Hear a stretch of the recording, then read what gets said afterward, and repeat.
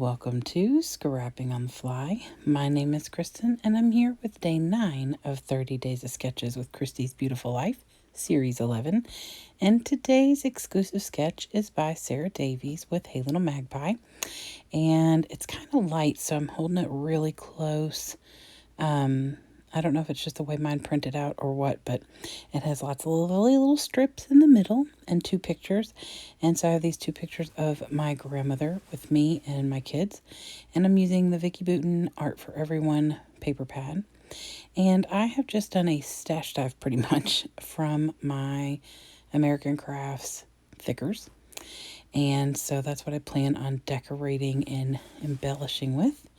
So I've already grabbed my branding strips from my last paper pad, and I've already cut 2 circles out of my Cricut out of this paper. And so I am going to use this green and that yellow as my focal colors, and use up some scraps, which will make me very happy. I love this paper pad, and it's all going to go on this 12 by 12 cardstock of white. And then I had, because I want to do some mixed media. I originally thought I might use one of the Art for Everyone papers, but I want to do mixed media, so I like doing that on a solid background. So I have a couple of mica sprays and a distressed oxide. So I have my papers, I have my embellishments and mixed media, I have my pictures, and I have this awesome sketch. So let's see how this goes. So first things first, I'm going to lay these circles down to get an idea of where I want to put them and where I need to put my mixed media. I don't care to cover some of my mixed media, but I don't want there to be a huge gap from where the circle is going to end to where the mixed media begins. And so, and I also really kind of want to put it in this circular form to where it's kind of intentional. Obviously, when you're splattering, it's not, perfect, because those little splatters can go anywhere. I believe at least one little yellow dot ends up over on the other side. And I don't know how that happens. So the yellow I'm using is Wild Honey, and the green is Balsam, something Balsam, and Merry Mint. And the 2 green ones are Tim Holtz mica stains, and they were in the Christmas collection. And so now I've set that aside to dry, and I am just getting out all of my little strips. The only strip out of my entire collection of loose and available strips that I did not use is one that has hearts on it, because the hearts would have been going up and down, or sideways, and it felt like it would be strange. And the other side of it was words, which would have also been upside down or sideways. So I have these 2 3x4 cards, or I think I cut them out at 3¼ by 4¼ and I'm going to map my pictures with that, but they're going to be right on top of the circles of the same color, so I have to think about that. So I've set that aside. I'm texting my friend Tara, the paper snob, and I thought I cut all that out. I didn't. I told her that if she's on FaceTime, I would have held the camera up and made her wave at you all. So anyway, so I am just taking my strips, because I know that middle section is going to get covered by the circles, obviously. I just take the strips and I put them down. It doesn't matter if they're even, because they're going to get cut. I do love the fashion in which Sarah has them on the sketch, to where they are kind of staggered. However, I think she only has like 3 or 4, and I just decided I was going to use them all. Like I said, other than that one with the hearts, and then there's still obviously some in the paper pad, because I used an entire paper pad, and then I found another one at Tuesday morning, and I had to have it. I love this paper so much. The only papers I don't necessarily like have gorgeous papers on the other side. So, it's like, I just love this paper pad. So, now that I have those down, and I just use my ATG to secure those and then I'm going to use some glue once I get everything situated. I didn't want to glue anywhere up too high or too low because I didn't know where I'd cut.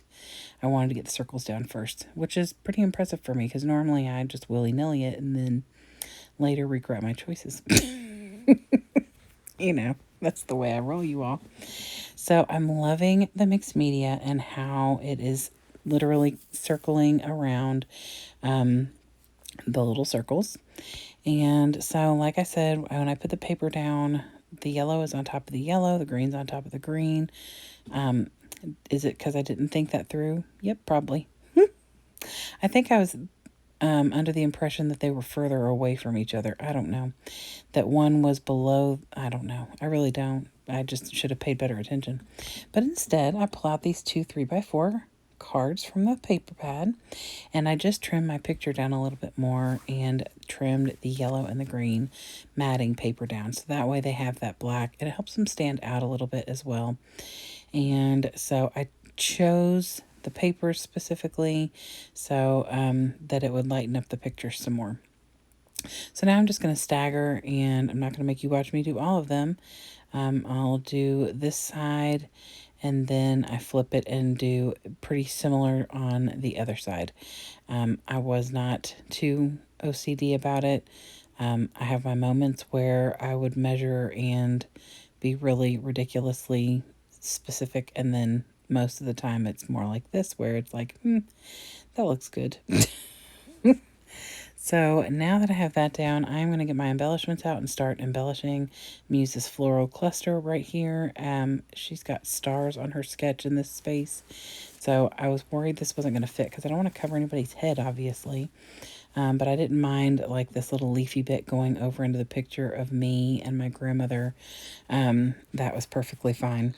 I also did not want this to be a Christmas layout. While this is right after Christmas, you could see the little Christmas lights above my grandmother's head on the staircase at my cousin's house. But this is really more about saying goodbye to my grandmother. We were getting ready to leave from Christmas 2017. I had to think.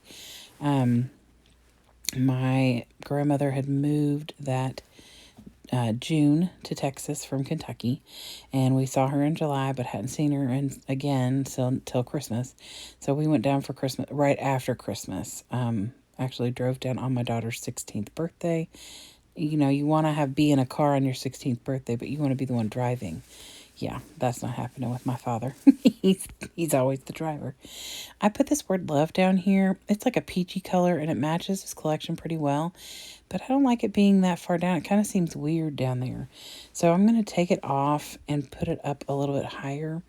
The downside is, when you have these loopy letters where there's, holes and gaps and stuff, I don't want something weird showing through the little loops. Is what I'm saying making sense?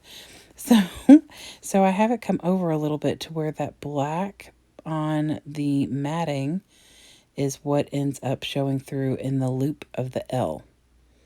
Because I didn't want to put it, I was originally going to put it kind of on top of the picture, but it would have been partially on the picture, partially on the paper. I don't know. Maybe that's a little too OCD. I don't know. But I do like the way that it looks now. And then I put this peach butterfly on here, and there's a button I put on here. This is probably from like 5 different thicker sets. Whimsical, and something's from Vicki Boutin. That Lucky is from Paige Evans. I can't remember the name of it. It just, Boulevard. Nope. Bungalow Lane. Bungalow Lane. I'm not sure about the rest of them, but they came from different thicker sets. And I liked the peachy colors because I knew that there would be a little peach in this collection. It's like a peachy reddish color. And then, of course, the yellow. So I pulled out that word lucky, decided to add the so on there, and those are with my Mondo Llama alphas. And where she's got those arrows, I put some arrows from one of the collections, one of the thicker sets as well. They might have actually been from the Whimsical as well. I can't keep up. But I know the butterfly is from Whimsical and the little phrase underneath the bottom picture. And then Fave and Love came from an Amy Tangerine, I think, picnic in the park or something. Anyway, I hope that you all have enjoyed this scrap-filled layout, and I hope you'll go down below to the playlist and check out all the other people who are hopping along with 30 Days of Sketches. This is one of my favorite months of the year because it is so much fun. I hope you all have a fantastic day and happy scrapping.